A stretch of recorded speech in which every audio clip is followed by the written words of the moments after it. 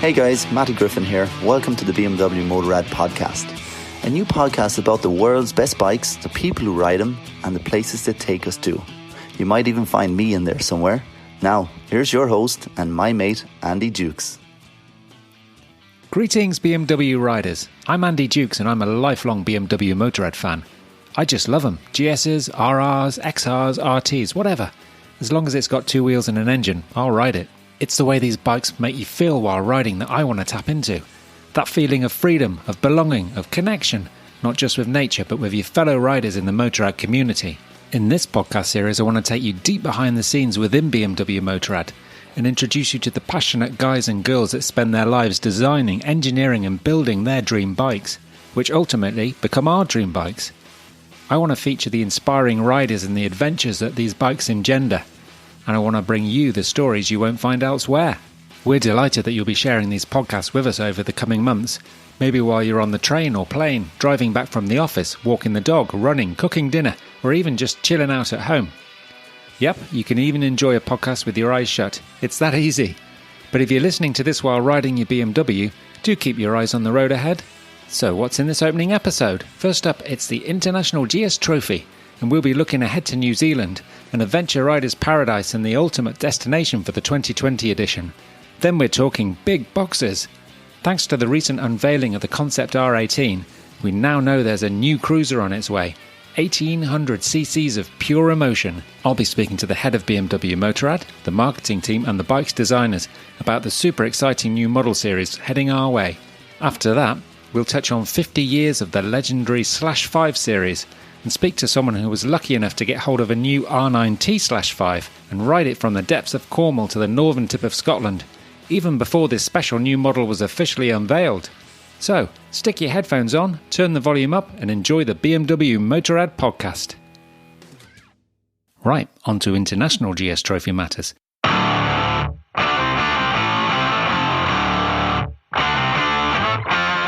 It's getting closer. The 7th edition of the awe-inspiring competition that celebrates the spirit of the BMW GS.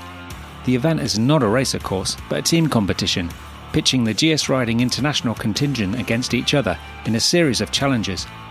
But it's so much more than that. It also fosters a sense of brotherhood, sisterhood and camaraderie. Equally, the GS Trophy is a celebration of culture and nature, the riders learning about and understanding the people and the terrain of the regions they encounter. Arguably, though, none of this would be possible without the GS itself and what it has inspired in riders over the decades. I'd like to introduce you to someone who has played a significant role in the trophy's continued success and is one of the biggest GS fans I know.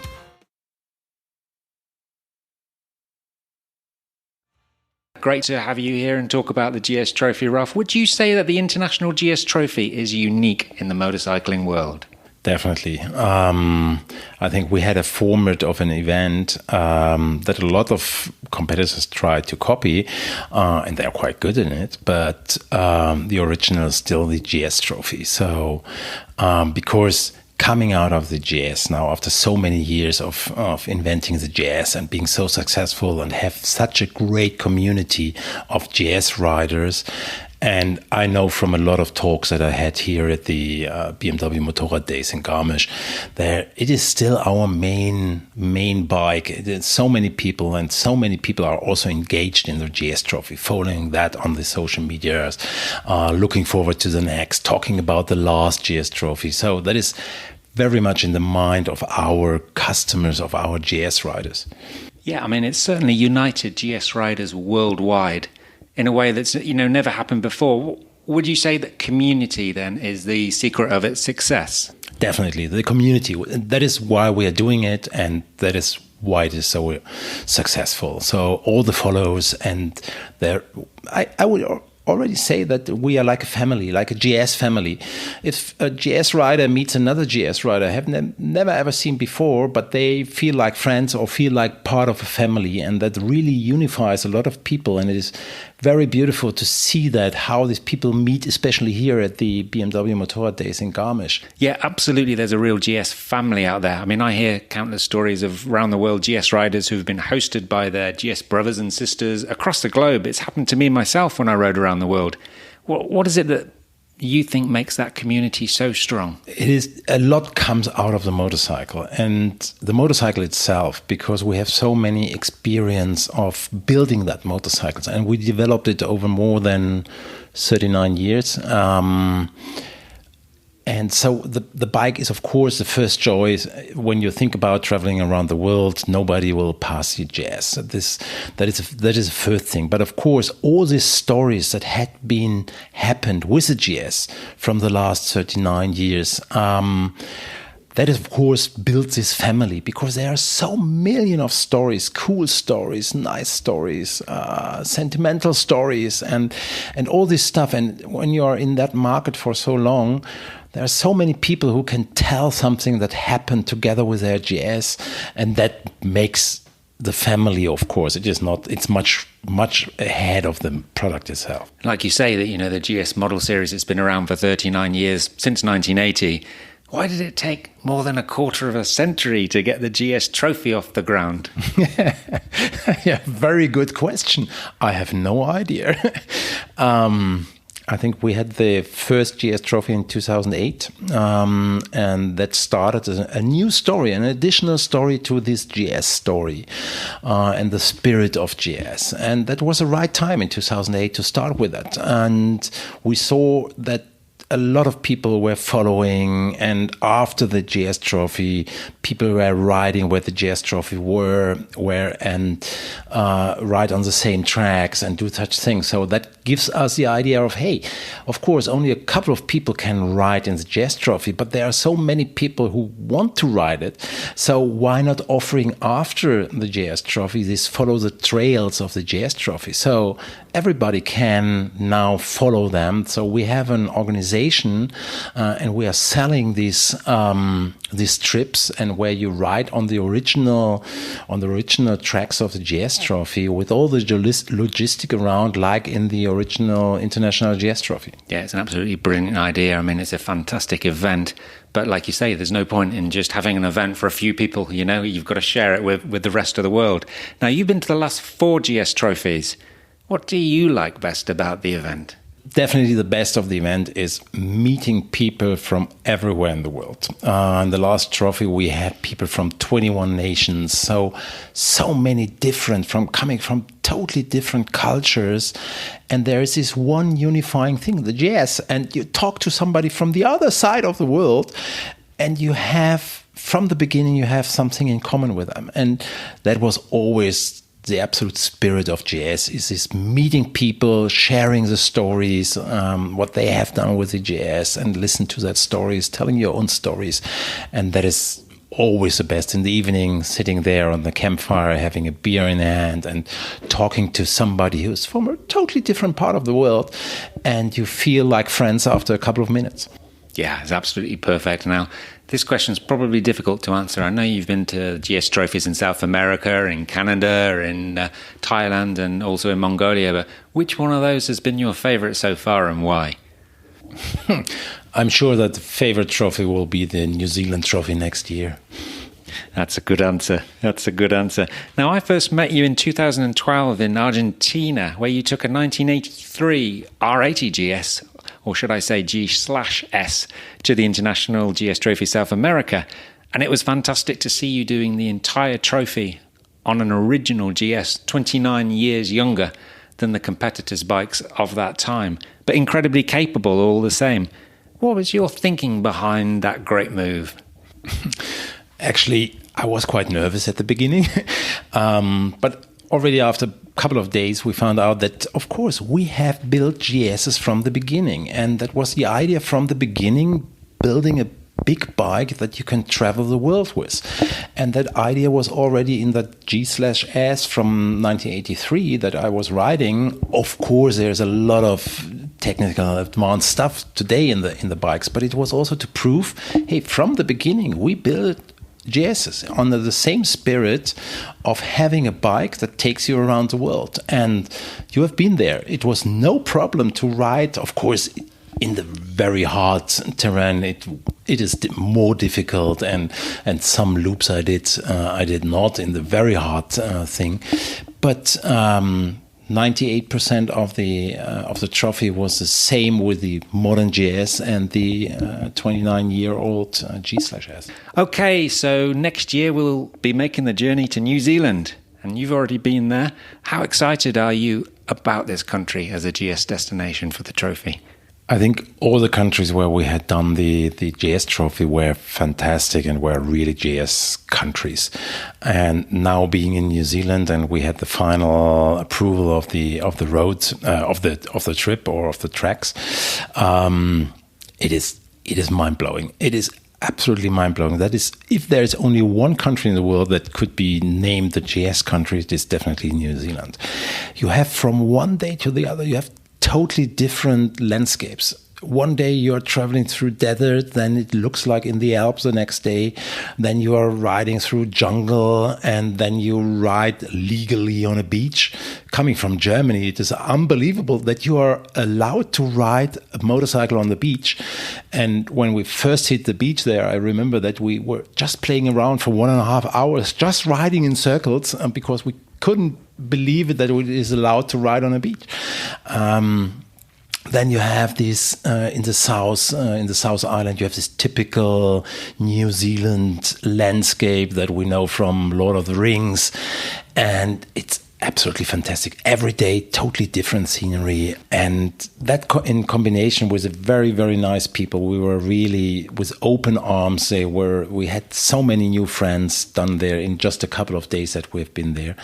There's only one disadvantage, and that is a distance. From Germany, it is exactly the other side of this planet. Yeah, it's about as far as you can go, whichever way you go around the world. But of course, for a lot of the countries that are participating, it's not as far as they've had to travel in the past. And of course, there are GS riders listening to this now who are still hoping to qualify for the trophy via their national qualifiers. What message have you got for them? Good luck. Try to be in there. It will be the best ever GS trophy, I can promise. Brilliant. Thanks very much for talking to us and enlightening us about New Zealand and the world of GS. Thank you, Ralph. Thank you, Andy.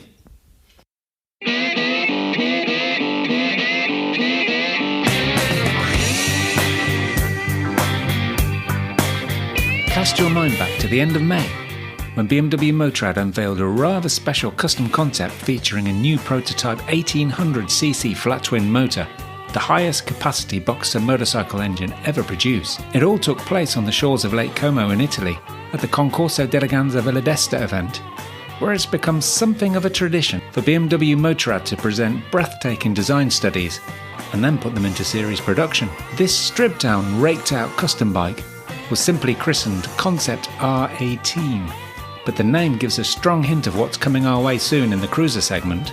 To find out more for the podcast, I spoke to some of the guys behind the design of this stunning hand-built concept bike, as well as those responsible for bringing a production version to the market soon. Yep, it's definitely happening. How cool is that? So, let's start with head of BMW Motorrad, Dr. Markus Schramm, who tells us why the brand is extending its model portfolio into this exciting segment. I mean, to extend your portfolio is not a quick decision. It is a mid-term or long-term strategy. So you need to prove your ideas a little bit earlier, which we did with the R5 Homage 3 years ago. We got a very good reaction from the participants, but also afterwards from the public. So this encouraged us to go this route, and today we are here. I mean, we're clearly entering the cruiser segment, so the big cruiser segment is a target group. And I think these are people who love to have puristic designs, and the custom design is very popular. So this is a kind of target group we are hitting for. I think that's certainly very important to recognize that more and more people looking at motorcycling being really relaxation, getting offline and not being trapped in the digital world. I think BMW Motorrad is certainly this brand with the biggest portfolio. So we have bikes which are very technical, we have bikes which are very emotional, and we have all kind of bikes in a huge range. And I think certainly this bike is hitting the emotional part, and we are well prepared with the R9 team. We already entered this segment, and we will continue to be successful there. That was Dr. Marcus Scham talking to us in Italy. He was joined by BMW Motorrad Vice President Sales and Marketing Timo Resch, who was keen to explain why the time is right for a series production cruiser powered by a big boxer engine. The huge success of the R19 lineup that we have in the market right now gave us great confidence that it's absolutely time now to have an additional product in this heritage segment. And the first feedback about the Concept R18 is giving us the feeling that this has been the right decision. I'm absolutely convinced that the Concept R18 can win all the hearts of the fans of the cruiser segments worldwide. And I think it's doing that already quite now. And lots of people that might not even know that they're fans of the segment yet, they will also come and will be very interested about this whole segment. For me personally, what is really special about the Concept R18 is that it's really combining the traditional classic idea about the BMW Motorrad product with its iconic big boxer engine, and it's taking that into the modern times by putting elements into it that come from the customizing side. So it's really the essence of BMW Motorrad in a very authentic way. Thanks, Timo. Let's talk about design, and to the head of BMW Motorrad Design, Edgar Heinrich, about the thinking and the emotion behind the Concept R18. This is really about the looks, it's about sound and about the feeling, you know. Looking back in our history is always super interesting, and we have a huge history, we have a strong history, and we just want to use it. We always planned to create a motorbike in the cruiser segment, because this is something we just don't have anything, you know, and there is lots of people who want to have this, and I think the romance for these emotional things, for these mechanic sculptures is getting bigger and bigger, and this is what we want to achieve here. Of course, for this project, we choose colleagues. They are really into these markets. They know the markets, they know the customers, they understand the rule in the segment.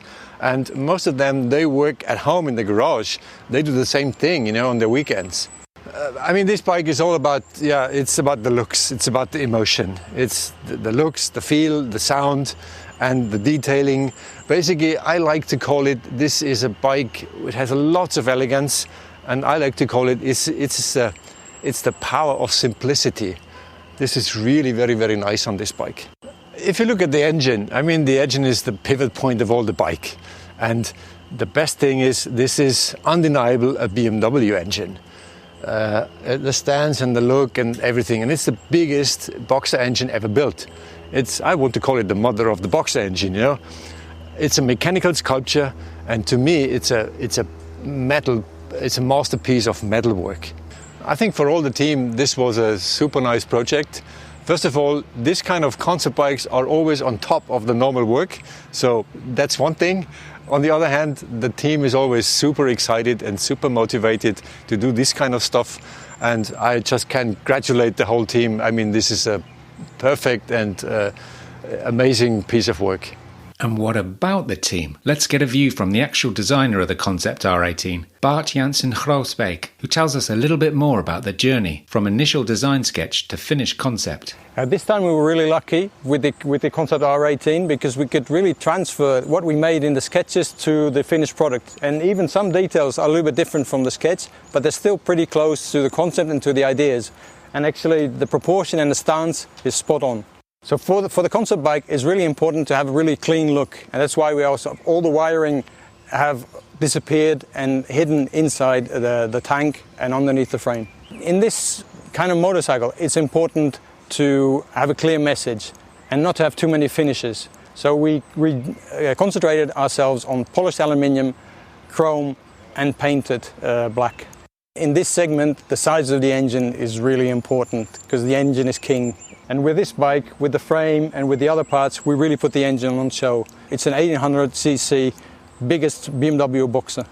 The most emotional moment for us was when we mounted the exhaust, because in that moment we really saw everything coming together, and especially the chrome swoop from back to front, it really showed off the design.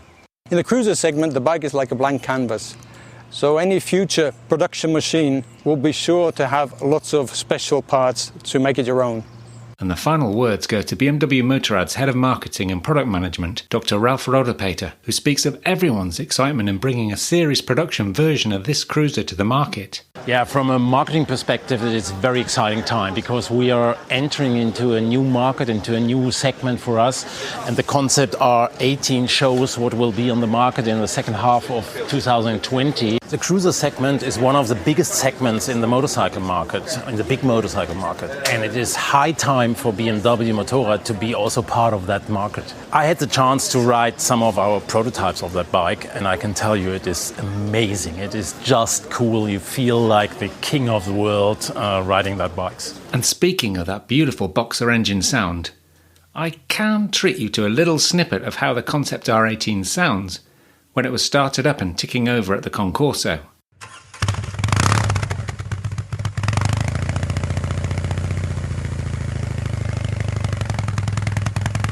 If that's music to your ears, then get online and head to bmw-motorrad.com/R18 for more details of this genuine BMW Motorrad hand-built machine that's already won the hearts and souls of many custom bike fans worldwide, and register your interest in the production version that'll be rumbling towards us from 2020.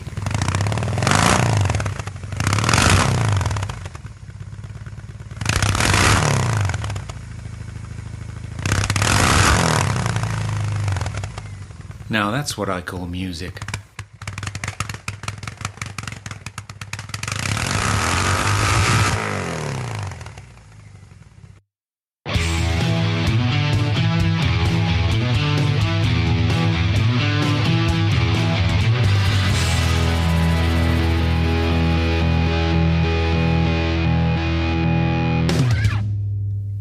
This podcast is made possible by listeners like you, so thanks a lot for your support. And if you like it, why not subscribe? And we'll bring all the podcasts direct to you. Now, back to the show. Ah, the sound of BMW custom bikes. The Mallet Rally is the longest motorcycle rally ever attempted in the UK. 1,250 beautiful miles from the southern tip of England to the very northern tip of Scotland. You may have heard of Mallet. It's a luxury brand from London that makes handcrafted luggage, apparel and adventure accessories for the discerning motorcyclist. Mallet also hosts the Mallet Mile Sprint and the Great Mallet Rally, a navigation rally specifically for custom, classic, cafe racer, chopper and scrambler motorcycles. Discovering the back roads of England, Wales and Scotland on two wheels, what's not to like? That's exactly what BMW Motorrad's Sandra aimed for. So she jumped on the new R9T/5 and rode it through the wildest landscapes our little island has to offer. Here's what she thought of Blighty, the Mallet Rally and the new Beamer. Okay, hi Sandra. The Great Mallet Rally, it's only open to riders of inappropriate motorcycles. Why is that? Well, depends, I suppose, on what you call inappropriate. But if you think of the fact that you're riding for like 1,200 miles and it's all naked bikes, it's, customized bikes, it's fairly uncomfortable bikes, then I suppose you would call that inappropriate. And 1,250 miles, I think that's over 2,000 kilometres, cross-country, 5 navigation stages from the southern tip of Cornwall to the very northern tip of Scotland. You've probably seen more of the UK in 1 week than most Brits do in their lifetime. I suppose I did. Honestly, when I heard 1,200 miles, I kind of thought, 1,200 kilometers, that's not that far. You can do that in about 3 days. Until I realized that a mile is a little bit more than a kilometer. And the days were really, really, really long. But because of that stunning scenery, it just flew by. Because you went through Cornwall, Devon, Wales, Lake District, Scotland. Were you surprised at how good a destination for riding the UK is if the sun's shining? Again, I suppose we were very lucky. We only had 1 day of rain, and that was the very, very last stage. And the rest of the country, people kept telling me that we'd seen the most beautiful sort of part of it, and they had never seen Cornwall, I think, in the sun before. So to me, that was a present that I just couldn't believe that I got, basically. It was amazing. Loved it. And the inappropriate motorcycle you got your hands on was, in fact, the new R9T/5 before it was unofficially unveiled. What was the response to the bike among the other rally participants? Well, funnily enough, I was a bit worried about that before, but it blended in perfectly. There were so many beautifully done up bikes, customized bikes, lots of different colors, lots of makes, basically every make that you can imagine that could have an inappropriate bike. And so ours just perfectly fit into the family. And how did it perform over the 5 days of the rally, this /5? It was amazing. It started in the morning. It kept running through the day. It didn't, mug around. It was just perfect. Whilst others had to have their bolts, fixed, or, the oil was leaking. My bike just performed beautifully.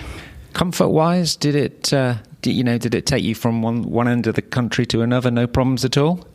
Well, it's a nineT, of course it did. But honestly, of course, it's a naked bike. So you are in tune with nature. You get all the elements, they're right in your face.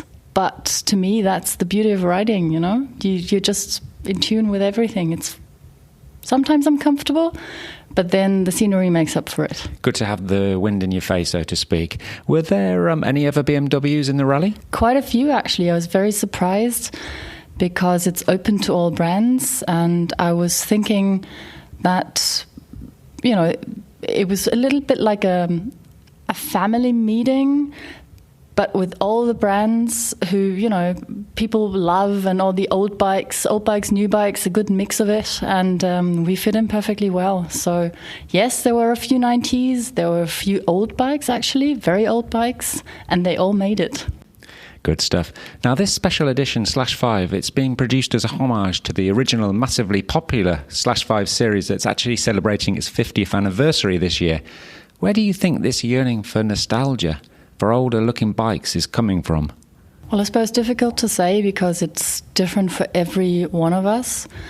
But I reckon it's a little bit, in this world that's moving so fast with all the digitalization going on and messages beeping into your phone all the time, it feels like people are looking for a way to quieten their minds and maybe look back at values and things that are familiar, that they've maybe known from their grandfathers and fathers. And when life was more sorted or a little bit more slow, and to me at least it feels like that. So maybe that is why. Yeah, absolutely. Time to slow things down a bit.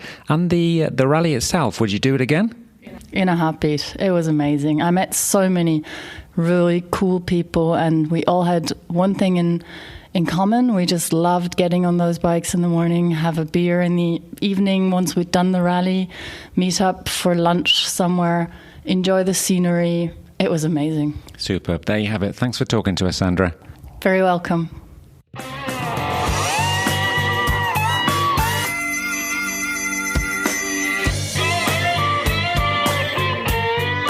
That's the end already. Well, thanks for joining us for this opening BMW Motorrad podcast. Make sure you subscribe to the show wherever you get your podcasts so you'll never miss an episode. In fact, we've got episode 2 waiting for you right now, with special features on an electrified future, pure and crafted, and some exciting new teams joining the International GS Trophy. Don't miss these stories and the content coming in episodes 3 and 4, which we can't wait to share with you. But why not get in touch and tell us what you'd like to hear on the show, which topics you'd like us to cover, and who you'd like to see as guests? Contact us via Instagram, Facebook or Twitter using the hashtag BMW Motorrad Podcast.